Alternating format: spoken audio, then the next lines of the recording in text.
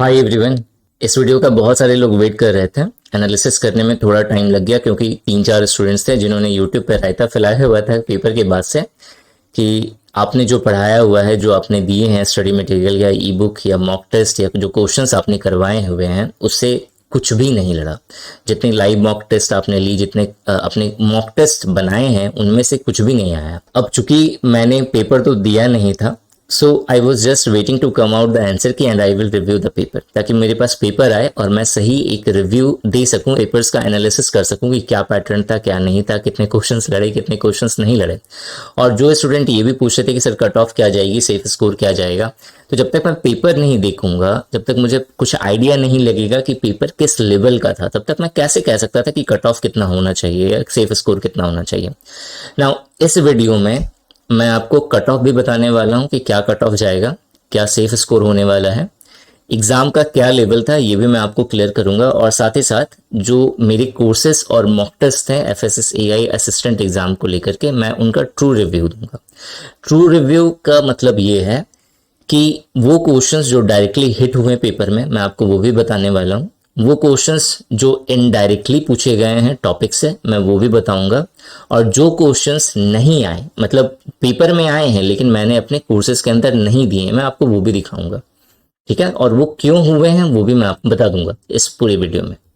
ये जो एनालिसिस है वो असिस्टेंट एग्जाम पर बेस्ड है। अगर आप CFSO या TO एग्जाम का रिव्यू चाहते हैं तो आप कमेंट सेक्शन में कमेंट करके बोलिएगा, मेरे पास उसका भी पेपर है, मैं आपको कुछ दिनों के अंदर मैं उसका भी ट्रू रिव्यू दे दूंगा। स्टार्ट करने से पहले एक वार्निंग है जो मैं उन लोगों को देना चाहता हूं जो अभी तक इस सपने में हैं कि I am the best and what I have read so far और studied so far no one can do in this universe. कुछ स्टूडेंट्स ऐसे हैं जो एक ही स्ट्रैटेजी से क्लास 4-5 से उसे फॉलो करते हुए आ रहे हैं, मतलब सेम स्ट्रैटेजी क्लास 4-5 का एग्जाम क्लियर करने में करा, सेम स्ट्रैटेजी से उन्होंने 10th पास करा, सेम स्ट्रैटेजी से वो कॉलेज लाइफ में आए, ग्रेजुएशन उन्होंने कवर करा, और उन्हें लगता है कि उसी सेम स्ट्रैटेजी से वो कंपटीशन भी क्लियर कर लेंगे। इवन अगर नहीं भी क्लियर कर पाते हैं या उनके मार्क्स डाउन हो जाते हैं तो उस समय में वो झुकेंगे नहीं। उन्हें लगता है कि या तो पेपर का लेवल टफ था, क्वेश्चन जो है आउट ऑफ सिलेबस पूछ लिए गए थे, टीचर्स ने अच्छा नहीं पढ़ाया, उनके नोट्स अच्छे नहीं थे, कट ऑफ जो है वो बहुत ज़्यादा चली गई। और वो मेरे ही केस में हुआ है क्योंकि मेरा बैड लक चल रहा है। ये पेपर होने के बाद होता है उन लोगों के साथ। पेपर होने से पहले ये होता है कि अगर टीचर ने कुछ बताया तो उसमें फॉल्ट निकालना शुरू कर देते हैं। नहीं नहीं नहीं, ये चीज़ टीचर को नहीं बताना चाहिए क्योंकि ये चीज़ तो पूछा ही नहीं जाता है। पहली बार पेपर दे रहे हैं फिर भी ये चीज़ तो पूछा नहीं जाता है। तो अगर आप इस तरह की कैटेगरी में हैं, अगर इस तरह के स्टूडेंट हैं, तो ये वीडियो मत देखिए। ये वीडियो आपके लिए नहीं है, आपके मतलब का इसमें कुछ भी नहीं है। सो टाइम वेस्ट होगा आपका, और बेमतलब का आपको बाद में आप डिसलाइक करो उससे पहले आप अभी वीडियो को कट करके आप उसे डिसलाइक मार दो। ठीक है ना। जो स्टूडेंट इस वीडियो को कंटिन्यू कर रहे हैं आगे, उन्हें इस वीडियो के कंप्लीट होने पर दो चीजें पता चलेंगी। पहला कि धोनी फिल्म का जो डायलॉग था कि जब वो टेस्ट में हार जाता है या टेस्ट में उसके स्कोर अच्छे नहीं होते, महेंद्र सिंह धोनी का, जो सुशांत सिंह राजपूत ने जिसमें प्ले करा हुआ है धोनी का रोल, तो उसमें वो कहता है कि इतने से नहीं होगा, मुझे पता चल गया कि इतने मेहनत से नहीं होने वाला, मुझे इससे ज़्यादा मेहनत करनी पड़ेगी।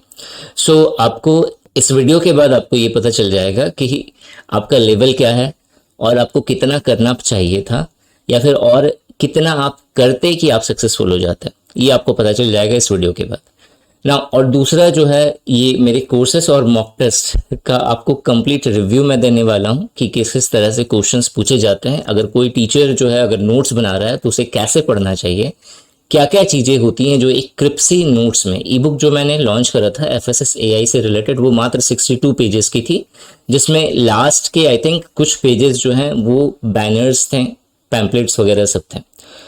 तो किस तरह से पढ़ा जाता है एक क्रिप्सी नोट्स को, एक UPSC का स्टूडेंट जो है किस तरीके से नोट्स बनाता है और किस तरीके से उसे एक बहुत बड़ी चीज को जो है कुछ पेजेस में समराइज करता है। अगर आपको वो कला पता है और अगर आप उस तरीके की चीज़ों को पढ़ना जानते हैं तो ये पेपर आराम से क्लियर कर लेते हैं, ये मैं श्योरिटी के साथ कहता हूँ। स्टार्ट करते हैं। देखो, सबसे पहले तो मैं एफएसएस एआई का ही टॉपिक आपको लेता हूं। तो एफएसएस एआई का जो मैंने दो तीन पेपर देखा, उसमें मुझे एक पहला क्वेश्चन तो मुझे एक फूड फोर्टिफिकेशन रिसोर्स सेंटर पे बेस्ड मिला कि एफएफआरसी का फुल फॉर्म क्या है, फूड फोर्टिफिकेशन रिसोर्स सेंटर। आप ई बुक के पेज नंबर 54 पे जाओगे तो एक फ्लायर और ब्राउचर लगा हुआ है फूड फोर्टिफिकेशन का। आपको उसके अंदर जो है बहुत अच्छे से फूड फोर्टिफिकेशन रिसोर्स सेंटर के बारे में मिल जाएगा, आप वहां से उसे पढ़ सकते हो। बहुत छोटी सी लाइन है। 99% बच्चों ने जो फ्लायर्स और ब्राउचर्स जो मैंने लास्ट में अटैच करे हुए थे अपने ई बुक में, उन्हें मिस करा है। अगर आपने ई बुक लिया है तो आप अपने दिल पे हाथ रख करके कहिए कि आपने उसे देखा होगा लेकिन उसे पढ़ा नहीं होगा। पढ़ा भी होगा तो उसे बहुत एनालाइज करके नहीं पढ़ा होगा कि क्या क्या मेंशन है। वो सारी थीम्स थी, जितने भी एफएसएस एआई ने लेटेस्ट इनिशिएटिव लिए हुए थे उन सब की थीम वहां पे मेंशन थी, उन सबसे रिलेटेड इंफॉर्मेशन वहां पे मेंशन थी। नाउ एफएसएस एआई का जो टॉपिक था, इसके अंदर आपको 4 से 5 क्वेश्चंस ऐसे मिलेंगे जो बहुत ही डेप्थ से पूछे गए। अगर मैं FSS AI role function and initiative यानी कि एफएसएस एआई जनरल अंडरस्टैंडिंग का जो टॉपिक है, मैं अगर उसे अच्छे से एनालाइज करके बताऊं तो आपको जो है इसके अंदर 15 से 18 क्वेश्चन जो हैं, अगर आपने ई बुक बहुत अच्छे से पढ़ा हुआ है तो वहां से आपको लड़ जाएंगे। ना फूड फोर्टिफिकेशन रिसोर्स सेंटर के अलावा एक ministry of health and family welfare पे बेस्ड क्वेश्चन था, ऑडिट पे बेस्ड एक और क्वेश्चन था। इसके अलावा सेटिंग ऑफ स्टैंडर्ड्स जो scientific committee and scientific panel से रिलेटेड क्वेश्चन था, ये सब क्वेश्चन जो थे डायरेक्ट हिट हो गए। मतलब 5 से 6 क्वेश्चन ऐसे थे जो डायरेक्ट हिट हो गए हैं, जहां या तो मैंने मॉक टेस्ट में दिए हुए हैं, कुछ कॉन्सेप्ट जो है वो मैंने ई बुक में दिया हुआ है, इससे डायरेक्ट क्वेश्चंस हिट हुआ है वहां पे। ना फूड सेफ्टी ऑन व्हील, ये मैंने शुरू से ही जो स्टूडेंट्स मेरे टच में हैं, जो मुझसे बात करते हैं फोन पे कि सर क्या चल रहा है क्या नहीं चल रहा है, किस तरह के क्वेश्चंस आते हैं किस तरह के क्वेश्चंस नहीं आते, मैंने उन्हें बहुत बार बोला है कि फूड सेफ्टी ऑन व्हील ये बहुत इंपॉर्टेंट टॉपिक है और इससे श्योर शॉट है इसे क्वेश्चंस आपके पेपर में आएंगे और उससे आए हैं। तो अगर आप फूड सेफ्टी ऑन व्हील अगर आपने अच्छे से पढ़ा होता तो आपको वहां से एक क्वेश्चन कवर हो गया होता। ना अगर आपने कोर्सेस की वीडियोस और ई बुक अगर अच्छे से देखी है समझी है, क्वेश्चंस सही तरीके से करे हुए हैं, जो मैंने 400 का क्वेश्चंस आपका बनाया था, तो आप आराम से 18 से 20 क्वेश्चंस कर जाओगे। ना कुछ क्वेश्चन है जो मैंने सिलेबस में कवर नहीं करा था, उसका रीज़न ये था क्योंकि सिलेबस के अंदर मेंशन ही नहीं था वो चीज़। तो कंपटीशन चूंकि ज़्यादा था, बच्चे ज़्यादा थे और समय भी ज़्यादा मिल गया था उन लोगों को, तो कंपटीशन बढ़ाने के लिए उन्होंने कुछ क्वेश्चन जो है यहाँ पे टफ दिए हैं, जैसे कि food safety and standard regulation 2011, TOCP, induction training, सब सेक्शंस पे बेस्ड। सेक्शन मैंने बोला था कि एक बार देख के जाना आप, मैंने अपनी वेबसाइट पे एक पोस्ट भी मेंशन करा हुआ था जहाँ मैंने सारे इंपॉर्टेंट सेक्शंस आपको बता दिए थे, लेकिन एफएसएस एआई ने सब सेक्शंस के अकॉर्डिंग क्वेश्चंस पूछ लिए।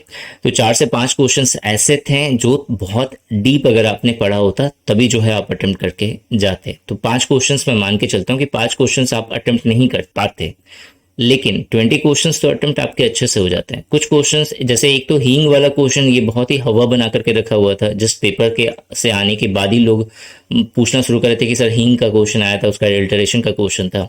अब उन्होंने ये बात मुझसे बताई कि हींग पे बेस्ड उन्होंने क्वेश्चंस पूछा हुआ था एडल्टरेशन का, लेकिन अगर सही से आप क्वेश्चंस अगर पढ़ोगे, आपके पास पेपर है, अब दोबारा चेक करिए, तो उन्होंने पूछा है कि हींग के अंदर एडल्टरेशन होता है किसमें, कौन सा ऐसा मतलब ऑप्शन है जो हींग का एडल्टरेशन नहीं होता है, और उन्होंने ऑप्शन में स्टार्च लिखा है। एक बच्चा भी बता देगा कि स्टार्च जो है उसे हींग में नहीं मिलाया जा सकता, ठीक है। और बाकी जो ऑप्शंस है वो देख करके ही समझ में आ जाएगा कि हाँ ये इस तरह की चीज़ों को जैसे क्ले है उसे हींग के अंदर मिलाया जा सकता है, ये बहुत सिंपल सा चीज़ है। कोई भी मतलब अगर नहीं भी पढ़ा होता तो भी जाके ये क्वेश्चन अटेम्प्ट कर लेता है अगर उसके पास थोड़ा सा कॉमन सेंस है तो। ना कंप्यूटर की अगर मैं बात करूं तो कंप्यूटर का जो टॉपिक इन्होंने दिया है वो बहुत अच्छे से डिज़ाइन करा हुआ है, सारे क्वेश्चंस बहुत अच्छे से इन्होंने डिज़ाइन करे हुए हैं। गूगल डॉक्स और ईमेल पे बेस्ड इन्होंने जितने भी क्वेश्चंस पूछे हैं, तो अगर आपको प्रैक्टिकल बेस्ड नॉलेज है, अगर आपको एक अच्छी अंडरस्टैंडिंग है इन दोनों टॉपिक पे, अगर आपने प्रैक्टिकली करा हुआ है, मेल या गूगल डॉक्स पे काम करा हुआ है, तो जाकर के आप क्वेश्चंस बहुत आराम से अटेम्प्ट कर लोगे इनके। एक्सेल का जो फॉर्मूला जो बेस्ड क्वेश्चन था कि फॉर्मूला के लिए अगर हमें इंटर करना होता है फॉर्मूला को, तो सबसे पहले किसका साइन देते हैं, इक्वल टू का साइन। ये डायरेक्ट हिट हो गया, ये क्वेश्चन मैंने यूट्यूब पे भी करवाया हुआ है। सेल रेफरेंस का क्वेश्चन डायरेक्ट हिट हो गया। गूगल डॉक्स जो है उसका जो प्री डिजाइन टेम्पलेट होता है, ये भी क्वेश्चन मैंने जो है अपने एक मॉक टेस्ट में दिया हुआ है। जितने सारे स्टूडेंट ने मुझसे पूछा था कि क्या आपका कंटेंट जो है वो इनफ है, तो मैंने सभी स्टूडेंट को कहा है अगर आप उसे पूरा कवर करते हैं अच्छे से तो वो इनफ है, वो एनएफ है इस एग्जाम को क्वालिफाई करने के लिए। आप सोचोगे कि मैं 500 क्वेश्चंस में से मैं 50 क्वेश्चंस कर लूंगा छाट करके और मेरा जो है पेपर क्लियर हो जाएगा, और जब नहीं क्लियर होगा तो मैं टीचर्स को गालियां देना शुरू कर दूंगा कि उसने कुछ नहीं पढ़ाया। तो यार ऐसे में कंपटीशन कहाँ से निकलेगा, ऐसे में कंपटीशन का सी भी नहीं निकलने वाला ना। इसी तरह से जो डिजिटल सिग्नेचर के जो क्वेश्चंस थे, आपके सारे क्वेश्चन जो मैंने डिजिटल सिग्नेचर का जो नोट्स प्रोवाइड करवाया ना उसी में से पूछे गए। अगर आपने डिजिटल सिग्नेचर का नोट्स अच्छे से पढ़ा हुआ है, डिजिटल सिग्नेचर वाली वीडियो अच्छे से देखी हुई है जो मैंने कोर्सेज के अंदर डाला हुआ है, तो उससे सारे क्वेश्चंस आपके अटेम्प्ट हो जाएंगे वहां पे। एक टॉपिक ऐसा दिया हुआ है जो मैंने नहीं पढ़ाया था अपने पूरे कोर्सेज में, एक है सिंपल मेल ट्रांसफर प्रोटोकॉल। इस पे बेस्ड उन्होंने 2 क्वेश्चंस पूछे थे। मेल मर्ज था, उससे मैंने क्वेश्चंस बनाए थे। मेल से रिलेटेड जो नॉर्मल कॉन्सेप्ट था वो मैंने डाला हुआ था। मुझे लगा था इससे सिंपल क्वेश्चंस बनेंगे। अगर आपने कमांड का जो नोट जो मैंने आपको प्रोवाइड करवाया हुआ है कोर्स के अंदर, वहां पे आपका सारा चीज कवर हो जाएगा। ठीक है। एक्टिव सेल जो था वो डायरेक्ट क्वेश्चन हिट हो गया है आपके एग्जाम में। तो अगर देखा जाए तो कंप्यूटर के टोटल 25 क्वेश्चंस में से आप 18 से 20 क्वेश्चन बहुत ही हंसते हुए आप कर सकते हैं ना। अगर मैं रीजनिंग की बात करूं तो रीजनिंग में जितने सारे मैंने मॉक टेस्ट बनाए हैं उसके पैटर्न लगभग में सेम है जो रीजनिंग पूछी गई है। क्वांट की बात करें तो अगर आपने सारे मॉक टेस्ट अगर अच्छे से अटेम्प्ट किए हुए हैं, जो मैंने कोर्सेज के अंदर वीडियोस डाली हुई हैं क्वांट के, तो उससे रिलेटेड टॉपिक्स वगैरह सब आपके यहाँ पे कवर हो जाएंगे। नाउ असिस्टेंट एग्जाम की जो टोटल वैकेंसी है इस साल की वो है सिर्फ 33, जिसमें से यूआर जो है वो सिर्फ 13 वैकेंसीज है यूआर की। ओबीसी की जो है टोटल वैकेंसीज 9 है, एससी की 6 है, एसटी की 2 है और ईडब्ल्यूएस की 3 है। आप बोलोगे सर आप मुझे ये क्यों दिखा रहे हो, तो उसका रीज़न ये है कि बहुत सारे बच्चे ये कह रहे हैं कि मैं एससी से बिलोंग कर रहा हूँ या एसटी से बिलोंग कर रहा हूँ या फिर मैं ओबीसी से बिलोंग कर रहा हूँ या फिर मैं ईडब्ल्यूएस से बिलोंग कर रहा हूँ। तो उन्हें ये उम्मीद है कि अगर मेरे मार्क्स कम भी होंगे तब भी मेरा सिलेक्शन हो जाएगा क्योंकि मैं ईडब्ल्यूएस से बिलोंग करता हूँ। तो सिलेक्शन हो जाता अगर number of vacancies reserve category की ज़्यादा होती। तो यहाँ रिजर्व कैटेगरी की वैकेंसीज जो है बहुत ही कम है। यूआर की 13 है, बाकी सब की आप देख लो टोटल यानी 33 वैकेंसीज है। तो आप समझ लो कि कैटेगरी वाइज जो कट ऑफ है वो आसपास ही रहने वाली है, बहुत ज़्यादा इसमें डिफरेंस नहीं आने वाला। आप देखो आपके पास टोटल 3 घंटे का समय था। टोटल 3 घंटे में आप जनरल इंटेलिजेंसी एंड रीजनिंग जो है वो इसका ये जो टॉपिक था वो इजी टू मॉडरेट था। तो यानी जो 20 क्वेश्चंस है उसमें आप 18 से 20 क्वेश्चंस एक अच्छा बच्चा वो आराम से कर लेगा अगर जिसका रीजनिंग जो है एक लेवल का है। तो टोटल जितने एप्लीकेंट्स थे जिन्होंने फॉर्म फिलअप करा था वो थे 76,669। इतने ही लोगों ने फॉर्म फिलअप करा था। लेकिन मैं मान के चल रहा हूँ 60 से 70 के बीच बच्चे थे जिन्होंने पेपर अटेम्प्ट करा है। तो अब इस 60 से 70 हजार बच्चों में से एटलीस्ट 20,000 बच्चे ऐसे होंगे जो 20 में 20 questions general intelligence and reasoning का अटेम्प्ट करने की एबिलिटी रखते होंगे, क्योंकि ये एक इजी टॉपिक है, इजी सब्जेक्ट है और जिन्होंने एसएससी लेवल का प्रिपरेशन करा हुआ है वो बहुत आराम से इजीली कवर कर लेगा इसे। So general intelligence and reasoning के 20 क्वेश्चंस में से 18 से 20 क्वेश्चंस बहुत ही आराम से कवर हो सकते हैं। 20 में 20 मैं इसलिए कह रहा हूँ क्योंकि टाइम 3 घंटे का है, टाइम बहुत ज़्यादा है ना। क्वांटिटेटिव एप्टीट्यूड की बात करें तो 20 क्वेश्चन में 18 से 20 क्वेश्चंस ये भी आराम से कवर हो जाएगा। इजी टू मॉडरेट लेवल के क्वांट के क्वेश्चंस थे। इंग्लिश का क्वेश्चन इजी लेवल का था, इवन बहुत इजी था और 10 में 10 बहुत सारे बच्चे होंगे जो कवर करके आएंगे, मतलब 10 में 10 सही करके आएंगे ना। जनरल स्टडीज जो सेक्शन है उसके 20 क्वेश्चंस थे। कुछ क्वेश्चंस थे जो हटके थे, जैसे इकोनॉमिक्स पे बेस्ड एक क्वेश्चन इन्होंने पूछा हुआ था। एक क्वेश्चन जो है वो थोड़ा और बहुत ही ज़्यादा डिफरेंट था। तो अगर देखा जाए तो जनरल स्टडीज़ के 20 क्वेश्चंस में से 15 क्वेश्चंस जो है जो अच्छे लेवल के जो स्टूडेंट्स हैं वो कवर कर सकते हैं। कंप्यूटर का जो 25 क्वेश्चन है इसमें से 18 से 20 क्वेश्चन आराम से कवर किया जा सकता है और एफएसएसएआई के 25 क्वेश्चन में से 15 से 18 क्वेश्चन बहुत ही ईजिली कवर किया जा सकता है बहुत सारे बच्चों के द्वारा। नाउ मैंने इस रेंज का मिनिमम और मैक्सिमम वैल्यू अगर मैं इसका लूँ तो जो मिनिमम वैल्यू है उससे आप कट ऑफ एस्टिमेट कर सकते हो, और जो मैक्सिमम वैल्यू है उससे आप सेफ स्कोर मैक्सिमम जो सेफ स्कोर होगा वो आप जो है एज्यूम कर सकते हो। जैसे जनरल इंटेलिजेंसी एंड रीजनिंग में 18 से 20 क्वेश्चंस जो है कवर किए जा सकते हैं अच्छे से, तो 18 जो है वो कट ऑफ के अंदर डाल दिया मैंने क्वेश्चंस कट ऑफ निकालने के लिए, और जो 20 जो है नंबर ऑफ क्वेश्चंस वो मैंने सेफ स्कोर में डाल दिया। क्वांट का भी मैंने सेम करा, इंग्लिश का भी सेम। इंग्लिश में जैसे 10 में 10 है तो मान लेता हूँ मैं 8 क्वेश्चन जो है एक मतलब एवरेज पढ़ने वाला बच्चा जो है जिसकी इंग्लिश थोड़ी बहुत ठीक ठाक है वो कर लेगा, क्योंकि लिटरली मैं बोल रहा हूँ कि इंग्लिश जो है बहुत ईजी था। मैंने पेपर देख लिया है तो मुझे बहुत अच्छे से क्लियर हो गया है कि इंग्लिश आराम से 8 क्वेश्चन अटेम्प्ट कर लेगा एक बच्चा। नाउ जनरल स्टडीज़ के 15 क्वेश्चंस आराम से किए जा सकते हैं। जो अच्छा बच्चा है वो 18 भी कर सकता है, 20 में 20 भी कर सकता है, लेकिन 20 में 20 नहीं ही हुआ होगा। बहुत कम बच्चे होते हैं जो 20 में 20 जनरल स्टडीज़ के क्वेश्चंस कवर करते हैं। कंप्यूटर का 15 क्वेश्चन से 20 क्वेश्चंस आराम से कवर किया जा सकता है। एफएसएस एआई का 15 से 18 क्वेश्चंस आराम से कवर किया जा सकता है। तो इन सबको अगर टोटल ऐड करें तो 89 क्वेश्चंस जो हैं टोटल अटेम्प्ट किए जा सकते हैं एक अच्छे स्टूडेंट के द्वारा।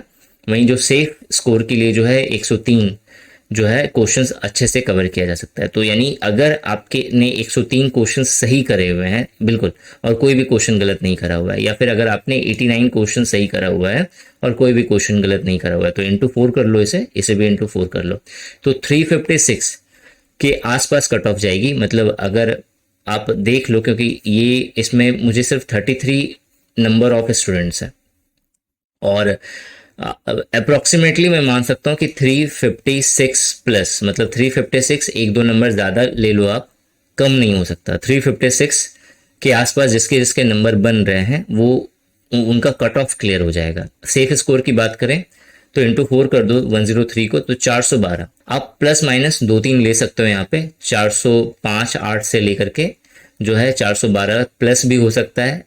इतना जो है सेफ स्कोर जाना चाहिए, क्योंकि स्टूडेंट्स जो हैं बहुत कम सेलेक्ट करने हैं, 33 स्टूडेंट्स को ही सिलेक्ट करना है।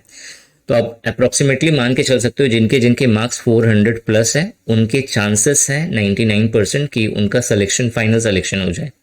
और जिन्हें डॉक्यूमेंट वेरिफिकेशन में पहुंचना है असिस्टेंट के लिए, तो उनके अगर 360 के अराउंड मार्क्स आ रहे हैं तो उन्हें डीवी के लिए ज़रूर बुलाया जाएगा, डॉक्यूमेंट वेरिफिकेशन के लिए ज़रूर बुलाया जाएगा।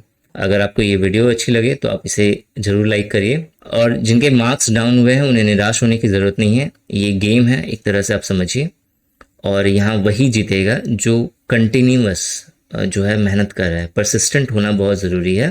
Thanks for watching this video and wish you good luck for your paper.